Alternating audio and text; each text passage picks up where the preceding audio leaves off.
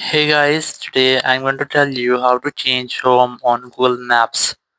If you're using Google Maps and now you want to change your home address, so let's see how can you do that.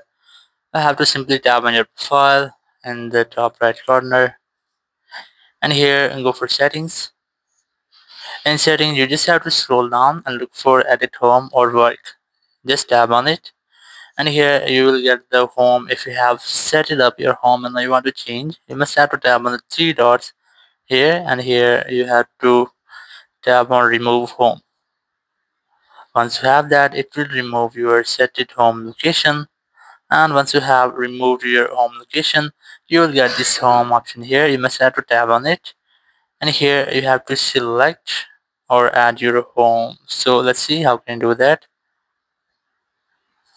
You have to simply tap on your profile again, and here go for settings again, and here you have to look for edit home or work, and here select home, and here you have to select your home. As I'm going to select choose on map. Here you just have to select the place which you want to set as your own home. For example, I'm going to select randomly this place. Just set it here, then tap on OK option. Once you have done, it will automatically set the place as your home.